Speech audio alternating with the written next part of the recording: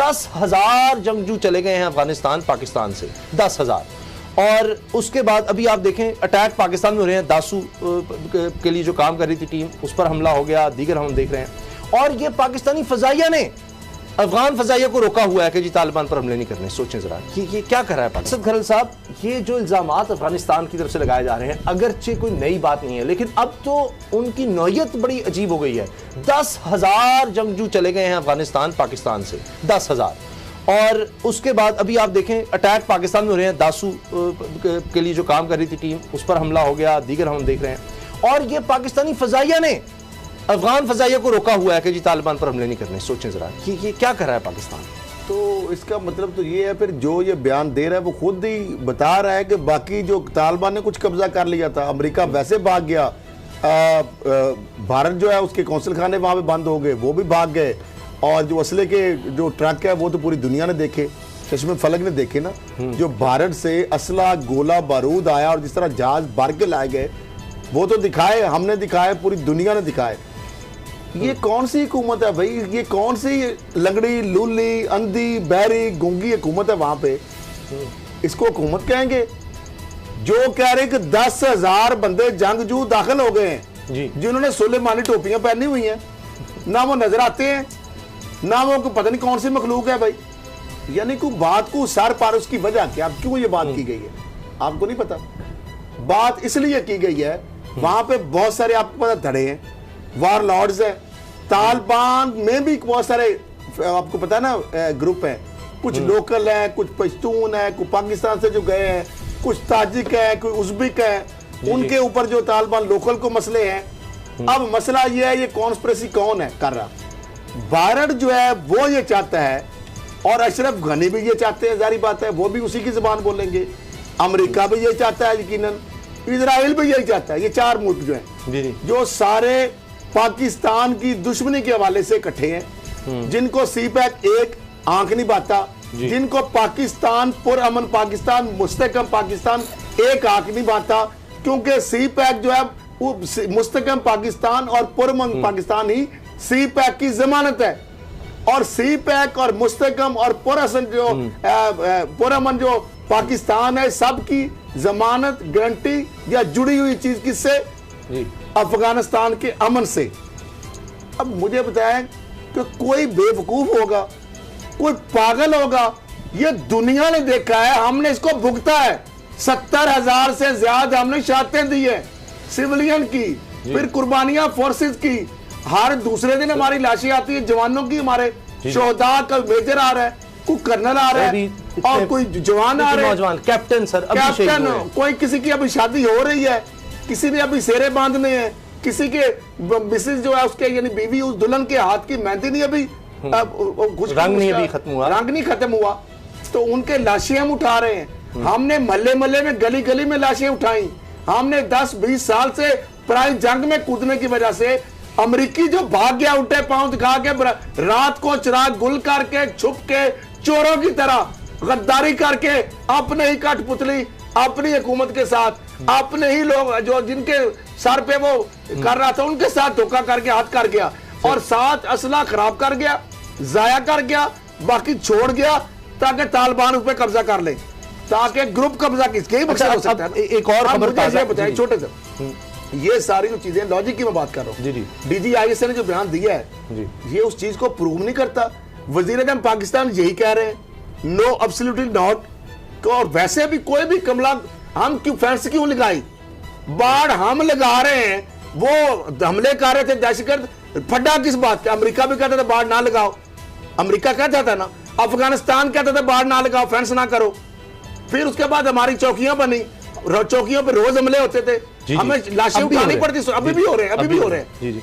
अब ये किस लिए सारा कुछ किया जा रहा था? हम इसलिए कि हम भाई आप हमें जो है ना, हमें माफ कर दो, हमें माफ कर दो, बगैर इजाजत आए जाए ना, दो। आप हमें मारते भी हो APS में जगह, अभी रिसेंटली जो जौहर टाउन में लेकर, यानी NDS और रा मिलके अफगानिस्तान की सरजमीन इस्तेमाल होती है, इंडिया करता है फ्रांसिंग, और ईरान के बाद ये नीदर का शुरू कर लिया उन्होंने सारा, वो तो पकड़ा गया कुलभूषण नेटवर्क बार वाला। तो लिहाजा अभी हम इसलिए ताज़ा जो दफ्तर खारजा में तर्जुमान हैं जाहिद हफीज चौधरी साहब, उन्होंने ब्रीफिंग में कहा है कि सीपा की जासूसी का रहा। अच्छा, आप अगली सुन ले, डेपुटेशन पे दफ्तर खारजा अगली सुन ले, ताकि पाकिस्तान को बदनाम किया जाए कि सारी बदनामी में का जनाब जिम्मेदार अच्छा, बाबर डोगर साहब, सवाए इसके और इसका कोई मकसद नहीं है बयान। ठीक है बाबर डोगर साहब, ये दुनिया देख रही है, ये नहीं कि अमेरिका वहां से चला गया तो अब उसकी सैटेलाइट्स, उसका नेविगेशन सिस्टम वो भी नहीं है। क्या पाकिस्तान एयरफोर्स ये करेगी कि जी ये रोक रही है जी उनकी फजाई को, अफगान फजाइया को, कि जी हमले ना करो? 10,000 जंगजू पाकिस्तान से दाखिल किए जाएंगे, किसी को समझ नहीं आ रही, किसी को पता नहीं लग रहा। ये क्या है? शिकस्त हो रही है उसकी वजह से अभी उनका छोटा सा बयान के साथ इसके साथ वो मारा गया है। पाकिस्तान कैसे अफगान सफीर का बयान छोटा सा साथ मिला लें। उसने कहा हम इंडिया से अस्करी एक तो फजाई भी मांगी, यानी ये बात जोड़े जरा, उधर से वो मदद मांग रहे हैं फजाई की, फजाइया की और अस्करी की कि हम उनको करेंगे, और असला भी उधर से आ रहा है। तो पाकिस्तान की फजाइया इनको उल्टा ये कहानी डॉट मिलाए जरा, और असला उधर से आ रहा है, तो बदनाम कौन हो रहा है? बदनाम हो रहा है पाकिस्तान। वो तो कह रहे हैं कि हम इलेक्टेड गवर्नमेंट की मदद कर रहे हैं। असल चीज मसला बताऊं क्या है? अफगानिस्तान की जो कठपुतली गवर्नमेंट है इस टाइम, वो वही बात कह रही है जो इंडिया उससे कहलवाना चाह रहा है। इंडिया सारी दुनिया में ये प्रोपेगेंडा फैलाता रहा है कि पाकिस्तान एक दहशतगर्द स्टेट है, पाकिस्तान एक दहशतगर्द रियासत है। अब आज कल ये जो अफगानिस्तान के जो डिप्टी प्रेसिडेंट हैं या वाइस प्रेसिडेंट हैं, कल इन्होंने जो है ये एक स्टेटमेंट अपना एक ट्वीट किया अमरुल्ला साले ने कि जनाब पाकिस्तान जो है, पाकिस्तान ने थ्रेट किया अफगानिस्तान को, अगर तालिबान पे एयरफोर्स का इस्तेमाल किया स्पिन बोल्डिक में, तो फिर हम स्पिन बोल्डिक में उनके जो तैयारी वहाँ पर खड़े हुए हैं हम उस अड्डे को उड़ा देंगे। तो ये कि जी आप अपनी एयरफोर्स तालिबान के खिलाफ इस्तेमाल नहीं कर सकते। आज दुशंबा में आपने देखा कि जिस तरह से उज़्बेकिस्तान में जिस तरह से अफगान प्रेसिडेंट जो हैं उन्होंने जो तकरीर की, अब उसका आपको एक बड़ी क्लैरिटी के साथ पता चल जाएगा कि अफगानिस्तान की जो ये हुकूमत है किस तरह से ये डबल रोल प्ले कर रही है। जो Imran Khan prime minister of Pakistan और अफगान सदर अशरफ गनी के दरमियान 1-on-1 मुलाकात हुई, वो ही जब वो अपना खिताब करने आए तो उन्होंने पाकिस्तान के खिलाफ इल्ज़ामात लगाने शुरू कर दिए। ये जो इल्ज़ामात थे कि जी पाकिस्तान जो है 10,000 जंगजू जो है उन्होंने ट्रेन करके तालिबान को भेजे हैं सरहद पार, और ये कि जी पाकिस्तान जो है वो दहशत गर्दों की अफगानिस्तान में सपोर्ट कर रहा है, ये बात उन्होंने अल-ऐलान सबके सामने की। हालांकि वो जो 1-on-1 मीटिंग हुई है DGIS ने इस चीज़ को कंफर्म किया कि जनाब इस तरह की कोई बात वहाँ पर नहीं की गई। ये सिर्फ इंडियन प्रेशर, इंडियन मीडिया की वहाँ पर मौजूदगी, उसकी वजह से पाकिस्तान पर प्रेशर डालने के लिए ये बात की। ये बात 1-on-1 में फिर ये कह रहा हूं कि 1-on-1 मीटिंग में नहीं की गई। ये सिर्फ दुनिया को भारत जो पैसा खर्च कर रहा है, भारतीय जो इन्फ्लुएंस है उसको कंज्यूम करने के लिए अफगानिस्तान के सदर अशरफ गनी ने सबके सामने ये बात कर दी। पहली बात ये कि 10,000 फौजी, वो भी ट्रेंड फौजी, और कैसे चले गए? नहीं डॉक्टर साहब सबूत दे दें, जंगजू कैसे गए? डॉक्टर साहब पहले बात 10,000 सुन ले, 10,000 जंगजू कई तैयार हो रहे होंगे। सैटेलाइट आपका मतलब अमेरिका नकाम में फारग है भाई, आप पूरी दुनिया में कहते सुई तक 10,000 बंदे बाहोशो बड़े बंदे जंगजू ट्रेनिंग हो रही है, क्या वो कहाँ पे छोटी बनेंगे तादाद? हाँ जी, बहुत इसका मतलब है अमेरिका फेल है, सब ड्रामा। फिर Imran Khan prime minister of Pakistan जो हैं उन्होंने उस तकरीर भरपूर उसका जवाब दिया। उन्होंने कहा कि जी मुझे बड़ी मायूसी हुई है कि आपने जिस तरह से ये इल्ज़ामात लगाए हैं और ये सारे गलत और बेबुनियाद इल्ज़ामात हैं। मैं कि हम सबसे ज़्यादा पाकिस्तान ने सफ़र किया।